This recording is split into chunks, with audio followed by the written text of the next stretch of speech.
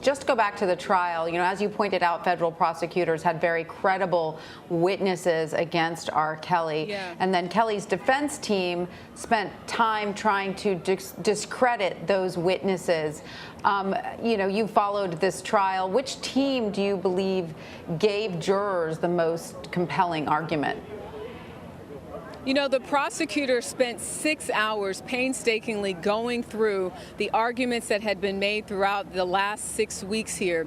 Then you had the defense that essentially framed this as these are women, they said, that were liars and were opportunists. But obviously the jurors of 7 men and 5 women saw it differently, guilty on all counts. But we knew that this was going to last several weeks, that there was going to be a lot of information and testimony given by various people, not just people who accused R. Kelly of sexually assaulting them, but people who worked with him. The defense only called 5 witnesses, while the prosecution called a total of 45, and again, that over about a 6-week period. And of course, R. Kelly still has legal battles after this trial. In Illinois, he faces more federal charges, including child pornography and aggravated criminal sexual abuse.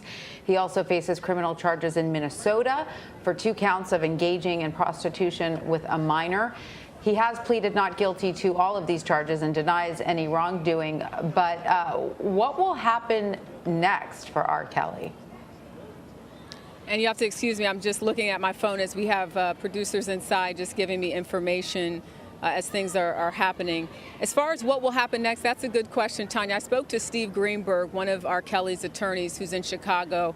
When I asked him what he thought would ultimately happen today, he said, I gave up a long time ago on trying to determine how jurors are thinking. I'm waiting to hear a comment from him, knowing that R. Kelly has been found guilty on all counts. But he also said that he felt when prosecutors have to get creative, he said, to bring criminal charges, that's dangerous. So what is he talking about there? He's talking about this idea of using a criminal enterprise to make a case against R. Kelly. That's usually reserved for organized crime, but in this case, they used that to say that he was the leader that had a huge influence in the people around him to help him procure, to get women that he essentially wanted to have sex with. And then you have the sex trafficking, having sex with minors over state lines. So we're waiting to see what Steve Greenberg has to say, because, again, he represents him in that Chicago case that you're speaking of. But wow, what a fall from grace. I don't know that too many people are that shocked. Just to go back, if you where all of this started, 2017, there was that BuzzFeed article that claimed that R. Kelly was holding women in his home against their will. Then we even did a story with Faith Rogers, 2018. She said that R. Kelly unknowingly to her gave her an STD, which was a crime, and she was suing him at the time for that. And then in 2019, he's charged with crimes right after that Surviving R. Kelly documentary airs, where many women came forward in that documentary alleging that R. Kelly sexually assaulted and abused them. So this is years in the making. And again, they started out, the prosecution, referencing his relationship with Aaliyah. They had people that testified that they saw them taking part in sexual acts when she was 13, 14 years old. There was record of them trying to allege that they had been, not allege, but the records that they were married when she was 15 and he was 27. So they started there and just really built their case, showing a pattern and a history of someone who had sexual encounters with young women. And again, the jurors believed the prosecution. The defense maintained that these women were liars, that they were in consensual relationships, and that they were opportunists, that now the money is gone and they want to speak out. But the jurors saw otherwise. R. Kelly found guilty on all counts involving racketeering and sex trafficking. And Jerika, do we know when sentencing is scheduled to happen? Like you said, these are very, very serious charges, and R. Kelly could be behind bars for a very long time. We don't know, and I'm actually looking at emails coming in, trying to figure that out. Sentencing will be on May 4th at 10 o'clock.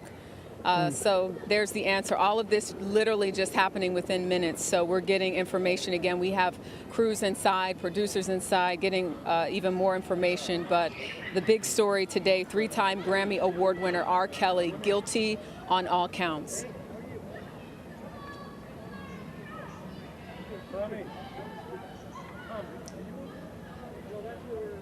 Tanya, I'm not sure if you're talking to me. I can't hear you. I'm so sorry. Yeah, no, that's all right. I lost you for a second there, Drika, but I have you back Sorry. again.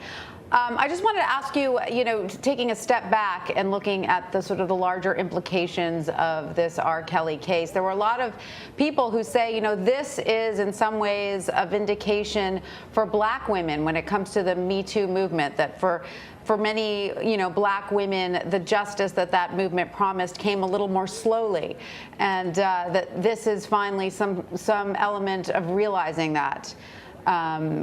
What I think when you, Tanya, what have when you you look seen? back at the Sorry, Tanya, when you look back at the number of jokes that have been made about R. Kelly's alleged behavior going back to the 90s, and then you take a look at the moment that we're in now, there's no doubt that these allegations were taken more seriously, especially, I can't say enough about that Surviving R. Kelly documentary, and it looks like this is the defense that may be speaking for R. Kelly, but I'm not sure if they're going to come to this podium that's set up. So just stay with me for 1 second. I think it doesn't look like they're going to stop. And not surprising, they didn't win, they lost. And a lot of times when you lose, you don't really have too much more to say. Looks like they're moving ahead, although they have stopped. So it looks like maybe one of the attorneys is speaking. I'm kind of in a position where I'm not going to move. So I know we've got somebody heading over there right now who will probably be listening, in and telling us what is being said. They're surrounded by the media off to my right side. But going back to what I was saying, the Surviving R. Kelly documentary really put it in the forefront. It aired on Lifetime. Millions of people watched it, and more people started asking questions, especially in this moment post-Me Too, and asking, why haven't these allegations involving black women been taken as seriously as some of the other things that we've heard about? So that sort of starts the beginning of the end, if you will, for R. Kelly. 54 years old.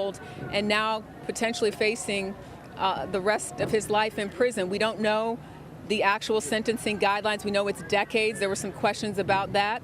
But he will be sentenced, as we're learning, again, May 4th at 10 a.m. And I mean, that's May 4th, a year, over almost a year from now. So who knows what will happen in those other cases, as you stated, regarding the case in Chicago, where they believe that he, in that case, prosecutors allege that he fixed his 2008 trial, and that is where he was found not guilty for child pornography. And again, excuse me, because people are coming in with emails. As far as Kelly's demeanor, he was stoic throughout, they're saying. And I can speak to seeing him in the courtroom early on when I was covering this in the first couple of weeks. And he really didn't show a lot of emotion or expression. There were times where you saw him lean over, pull his mask down, and have conversations with his attorneys when different people would testify, and he would shake his head as if that wasn't true. But we haven't really seen a lot of emotion from him throughout. Well, Drika, there's no doubt that also, there. His career has taken a hit. I mean, throughout all of this, you just don't hear his songs played on the radio as much as you used to. On a very basic level, artists aren't scrambling to collaborate with R. Kelly. To support him, correct. It's definite. That's right. And, there was a small group out here earlier today, actually within the last hour before getting this news. They were playing his songs and playing his music. There has been a presence of a small group of people that support R. Kelly and believe that all of this is a big lie and that he is somehow was unjustly being targeted. Just kind of checking behind me. We have Gloria Allred, who's actually right here at the podium. I don't know if she's going to speak to everyone, or perhaps she would. Gloria, do you mind speaking with us really quickly? We're live on television. I know there's a few people still getting set up. They're not set. Okay. So we're going to see if we can get her to talk to us, because she's been at the forefront of a lot of these types of cases and represents some of the women who testified throughout this trial. So we're going to see if she can join us briefly. And it looks like she's going to do something at the podium with everybody at once. Tanya? Oh, great. Yeah, we see her at the podium, so I think we can listen in. Okay. Thank you, Jerika. Oh, Okay. not quite yet. She's getting set up. We do have a shot of her, though, a live shot of her. Yeah. While we're waiting for her to get set up, Jerika, thank you so much. We're going to also bring in Rebecca Royfee, who is a CBS News legal contributor, who is standing by. And for those of you just joining us, I want to bring everybody up to speed. A federal jury has convicted singer R. Kelly on federal racketeering and sex trafficking charges, finding him guilty on all counts. Rebecca, if you're with us, I hope you're with us. If you'd like to comment on the scope of this trial. There were so many witnesses, 50 witnesses, so many days of testimony. R. Kelly's defense team was up against a lot. Do you think that there was ever any question that this was going to be the result? There's always a question when you have a jury. You never know, but it was an extremely strong case. And, bringing a federal racketeering charge is an aggressive move because it's hard to prove. It's, easier to prove that one individual engaged in one act than that they were part of a criminal organization. But as you said, there was a massive amount of evidence, and there really were a number of witnesses that spoke not just to the individual acts, but how organized it was, how many workers, employees, assistants he had who in some way or another were helping him to lure these women and really prey on them. So to me, it is not a surprise. And, as soon as we heard that the verdict was coming in this quickly, obviously, it was very clear that it was likely going to be a guilty verdict. But the prosecutors really did put on an extremely strong case, and it was far-ranging, as you said, and difficult for the defense to present a compelling response to that number of allegations. And of course, Rebecca, he does have other charges against him, including child pornography and aggravated sexual criminal abuse, very, very serious charges. In light of this, guilty verdict, where can his defense team go? Number one, can they appeal this verdict? Is that likely to happen? They will definitely appeal this verdict. Whether there is an appealable issue is a separate question. I mean, obviously, they will look for any number of issues. There were complicated rulings. This was a high-profile case. And there are a number of issues that they could raise on appeal.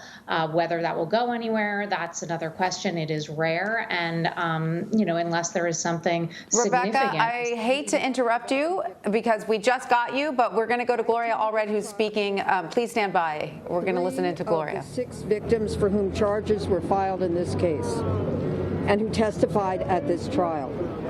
In addition, I represent 2 other key witnesses who testified, and another victim, Jane Doe number 9, who was prepared to testify but was not called to testify.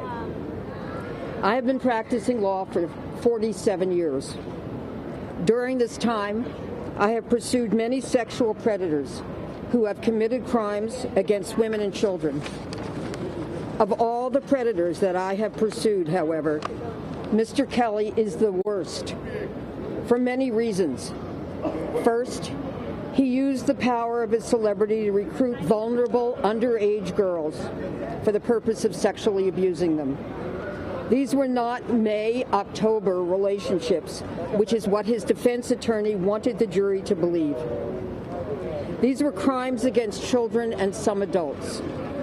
Second, he used the power of his business enterprise and many of his inner circle employees to assist him and enable him in his plan and his scheme to lure his victims to him, isolate them, intimidate them, control them, indoctrinate them, punish them, shame them, and humiliate them. all of which made Mr. Kelly more powerful and more dangerous than many other sexual predators who operate without a network of financial and businesses to support and enable them. Third, the government proved that Mr. Kelly had genital herpes, that he knew that he had it, but failed to disclose it to his underage victims and adults, and that he failed to use condoms to protect them and lower the risk of contracting it. As a result, many of his victims contracted this sexually transmitted infectious disease from him and will be forced to suffer from it for the rest of their lives. Fourth, in many cases, Kelly, after grooming, isolating, and intimidating his child victims, recorded them being sexually abused and humiliated by him. He directed these videos and produced them, not only for his own sexual gratification, but in some instances for the purpose of using these videos to silence and threaten his victims with public exposure of these tapes if they ever revealed what he had done to them. These tapes were not sex tapes. They were child pornography, which is a crime. In their closing argument, the defense had the nerve to bring up the name of Reverend Martin Luther King Jr. What they failed to mention is that Martin Luther King Jr. said that, quote, "I have a dream that my 4 little children will one day live in a nation where they will not be judged by the color of their skin, but by the content of their character," end quote. That is what the jury did today. Based on the evidence, the jury must have concluded that the defendant, R. Kelly, was no Martin Luther King Jr. Instead, R. Kelly is a sexual predator who is guilty of very serious federal crimes. The defense should be ashamed of even mentioning the name of Reverend Martin Luther King Jr. in any discussion of R. Kelly, a dangerous sexual predator who has harmed so many women and underage girls. The defense also argued that Mr. Kelly treated his victims, quote, like gold, end quote, targeting them, recruiting them, isolating them from their family and friends, forcing them to follow his abusive rules in order to control them, punishing them if they did not follow his rules to the letter, hitting them, threatening them, sexually assaulting them, giving many of them genital herpes, and victimizing them by recording many of them on child pornography tapes, is not treating them like gold. R. Kelly thought that he could get away with all of this, but he didn't.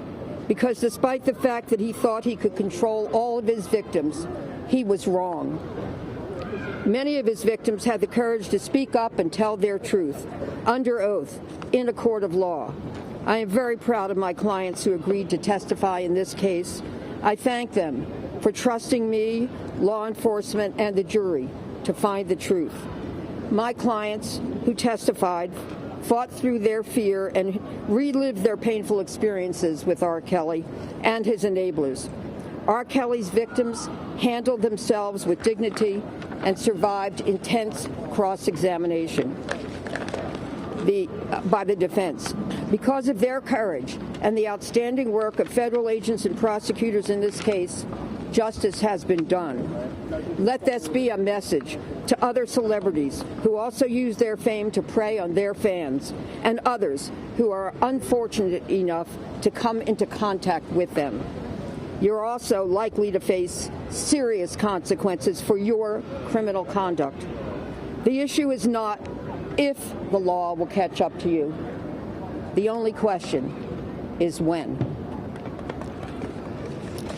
I also have a very short statement from one of my clients, and that's Sonia. I know that she is happy with the verdict that Mr. Kelly has been convicted, and thankful that the jury listened to her and to the rest of the witnesses. She says, "I've been hiding from Robert Kelly in fear due to threats made against me, and I'm ready to start living my life free from fear and to start the healing process. I want to thank the jury for considering the evidence and truly listening to my testimony. I want to thank the U.S. Attorney's Office and the federal prosecutors in this case. Thank you for shining a light and helping me to get out from under that rock that I stayed under for far too long. Also, thank you to the federal agents who have listened to my story and for all that you have done to protect myself and others over the last 2 years. If you've been in a similar situation, I urge you to come forward as well. It will be like a weight lifted off of your shoulders. No one should have to live like that.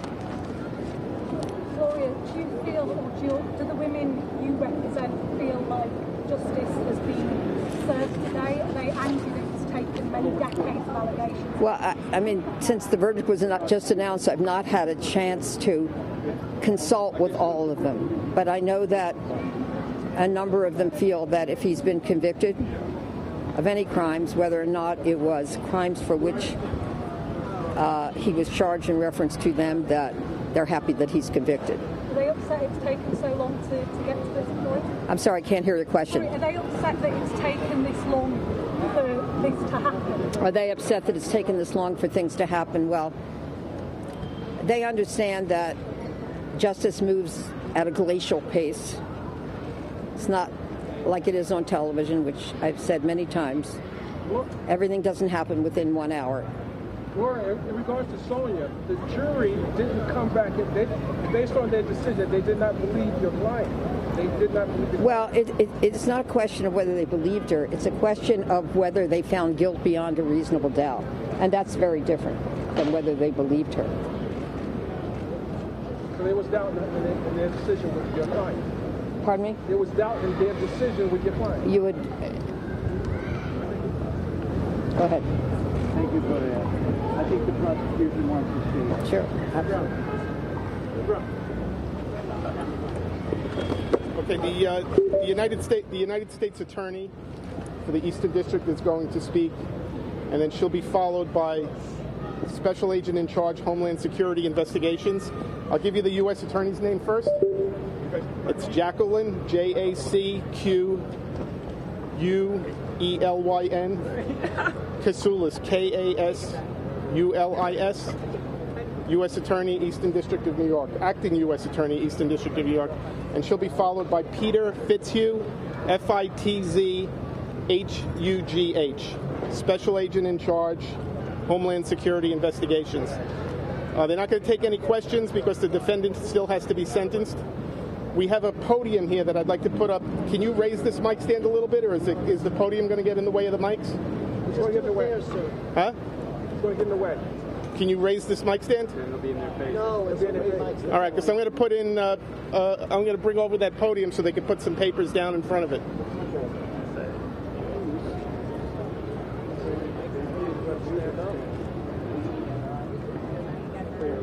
Jason, were you surprised? And we heard earlier from Gloria Allred, attorney for the victims, addressing reporters after R. Kelly's guilty verdict was announced. He has been found guilty on all counts. I want to bring in Rebecca Roiphe now. She is a CBS News legal contributor and former Manhattan prosecutor. Rebecca, welcome. So, you know, let's recap this trial, if you will. What is the significance of it? I mean, we've got 50 witnesses, 23 days of testimony. The prosecution had a very strong case. The defense tried to discredit the witnesses. Was this a case of the defense not just doing a good enough job, or was there simply too much evidence to overcome? You know, it can be both. It's hard to second guess or, Monday morning quarterback exactly what happened during the trial. But I do think that, as Gloria Allred said, some of the tactics that the defense used were not particularly convincing. And, I think that reference to Martin Luther King in the closing was a sort of last effort to turn the trial into something about something else, and it didn't work. And I think, really the reason why those tactics don't work is because the prosecutor did do such a good job of putting on a solid case with a lot of evidence, not an emotional, appeal, but rather an appeal to facts and the judgment of the jury. And it's those kinds of cases that become very difficult to poke holes in from the perspective of a defense attorney. One thing I would remind everyone is a defense attorney does have a job, and he really does have to defend his client as best he could. So, there are things that people found offensive about what this defense attorney said or concerning, but, that is his job. And I think he did the best with what he could during, parts of the trial and maybe made some missteps at others. But, it's really hard to put on a defense when there's that much overwhelming evidence. It's not simply one victim, but rather multiple victims. And it's not only multiple victims, but rather a structure through which this Rebecca, we're going to go to prosecutors now for a second. Sorry to interrupt again, Rebecca, but we have prosecutors speaking, so we're going to listen in. And closure to the victims. This conviction is the latest in a long line of prosecutions by this office to protect women and vulnerable minors from sexual predators. Today's result was made possible by the outstanding work, dedication, and skill of the prosecution team. AUSA's Elizabeth Geddes, Nadia Shahada, and Maria Cruz Melendez. And senior investigator Keith Kolovich and paralegal specialists Kira Wenthen and Alyssa Fagel. Their grace under pressure was truly extraordinary. I want to commend and thank the Special Agents Ryan Chabot and Sylvette Reynoso of the Department of Homeland Security Investigations, under the supervision of Supervisory Special Agent Elvin Hernandez, for their outstanding work on the case, along with detectives from the New York City Police Department. Together, this superb team spent countless hours over years to sort through records and documents and interviewing over hundreds of witnesses to painstakingly marshal the facts and build a strong case. I also want to thank the U.S. Attorney's Office, the Northern District of Illinois, and Cook County State's Attorney's Office for its assistance. Last but not least, I want to thank the men and women of the jury for their time and attention throughout the trial and for their careful assessment of the overwhelming evidence in this case. In rendering its verdict today, the jury delivered a powerful message to men like R. Kelly. No matter how long it takes, the long arm of the law will catch up with you. I will now turn over the microphone to HSI Special Agent in Charge, Peter Fitzhugh. Thank you. Good afternoon, everyone. My name is Pete Fitzhugh, and I'm the Special Agent in Charge for Homeland Security Investigations here in New York. Before I begin my remarks, I'd like to quickly thank Acting United States Attorney for EDNY, Jacqueline Kasoulis, and her amazing team of prosecutors. Today's verdict brings an end to Robert Kelly's decade-long reign of terror over many vulnerable girls, boys, and young women. With this verdict, it is my sincere hope that it will also begin the healing process for these brave survivors. Today's decision demonstrates that our system of justice knows no boundaries and will hold criminals accountable, regardless of their fame or fortune. Mr. Kelly once said, "I'm no angel, but I'm no monster either." I wholeheartedly disagree with that.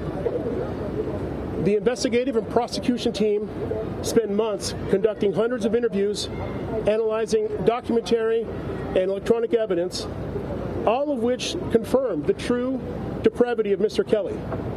For years, Mr. Kelly believed that his power and fame could defy the justice system and allow him to continue his abuse.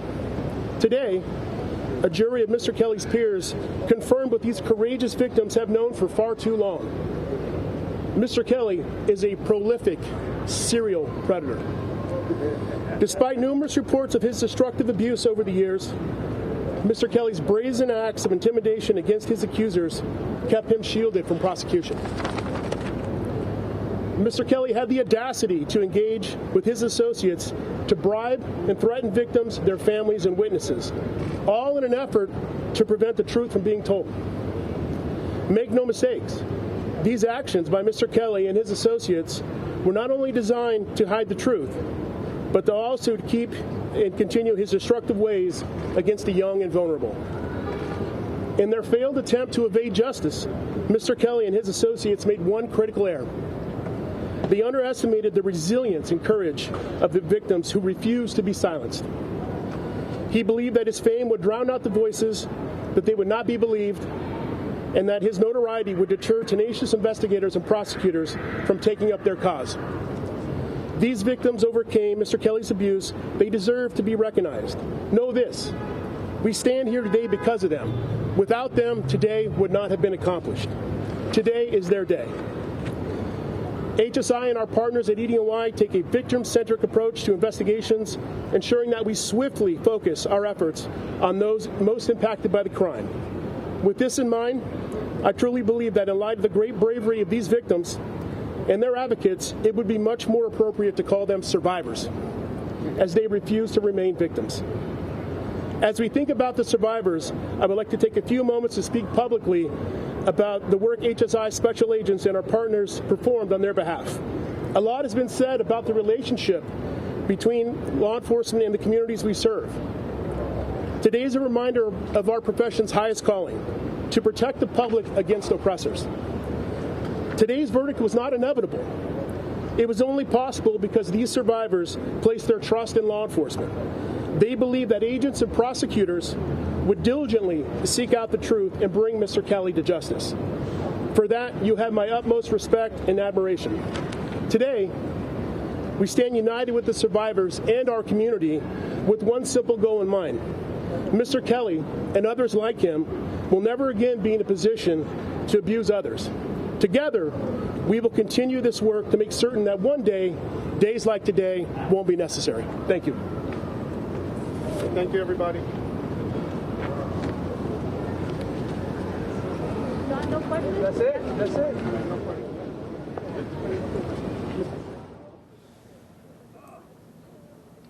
And for more on this, I want to bring in Jessica Levinson. She's a CBS News legal contributor and a professor at Loyola Law School. Jessica, welcome. You know, of course, we are just hearing now that R. Kelly has been found guilty of these federal racketeering charges, and he will likely be in prison for years.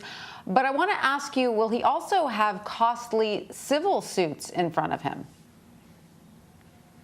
Absolutely. I think there's a very strong possibility of that, particularly given the verdict here. Now, it isn't always the case that just because you're found guilty in a criminal court, then you're clearly found liable in a civil court where the burden of proof we know is lower.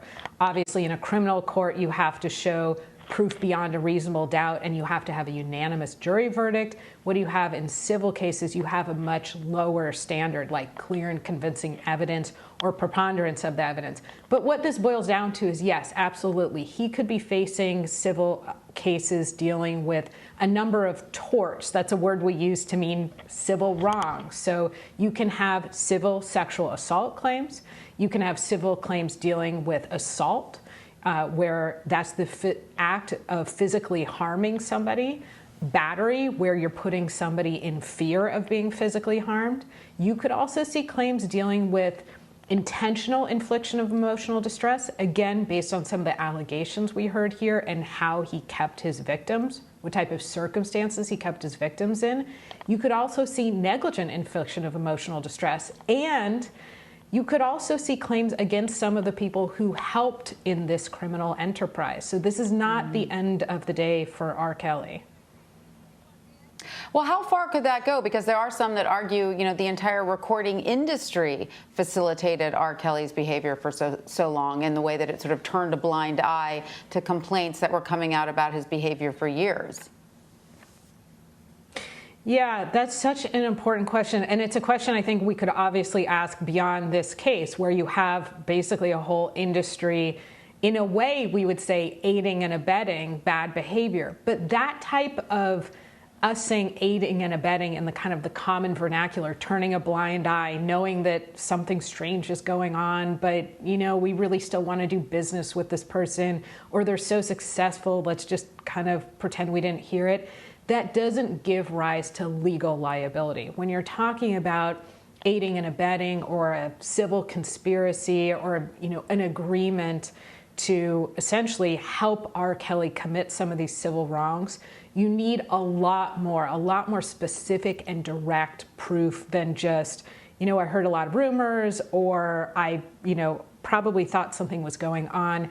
You need much more specific actions that helped R. Kelly, entrap these women, helped them perhaps cross state lines, that they were very directly connected with this, with the potential civil wrongdoing here.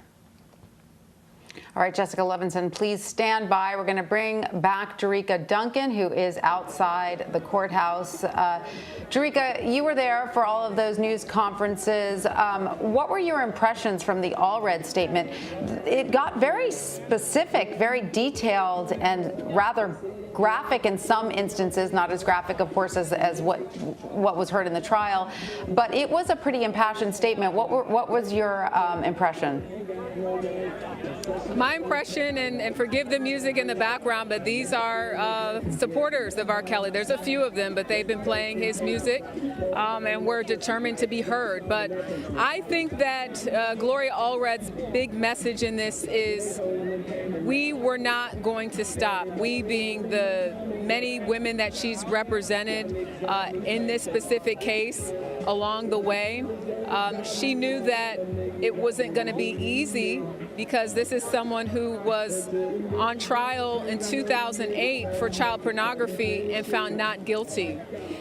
And I don't think any lawyer you talk to assumes that they're going to win or assumes that they're going to lose. They wait, and they know that it's a process. So I think what you heard were the words from a woman that she represents, and the idea is they feel vindicated. I thought it was interesting when you look at that Surviving R. Kelly documentary to hear federal investigators who worked on this refer to the women not as victims, but say they deserve to be called survivors. I also just want to read a statement that I got in from Stephen Greenberg, who also represents R. Kelly in that Chicago case. He says, "We are extraordinarily disappointed in the verdict that has returned by a New York jury today." He said, "Mike Leonard and myself believe that the verdict was not supported by the evidence, and instead it is a reflection of the hysteria whipped up by a couple of TV shows. We intend to continue to fight on R. Kelly's behalf to ensure that everything is being done that can possibly be done." When I asked about an appeal, he said he's not going to go as far as to say that there will be an appeal, but he said, let's just say there will be a lot of Monday morning quarterbacking about this one. So there's a question mark regarding an appeal. We know that that's typical for people who lose in cases like this. But from Steve Greenberg, another attorney who represents R. Kelly, he's saying there will be a lot of Monday morning quarterbacking. But what a trial, what a historic trial to see someone who was so revered in his space of not television, but in music, R&B singer, three-time Grammy winner, to go from that 10, 15 years ago to where he is today.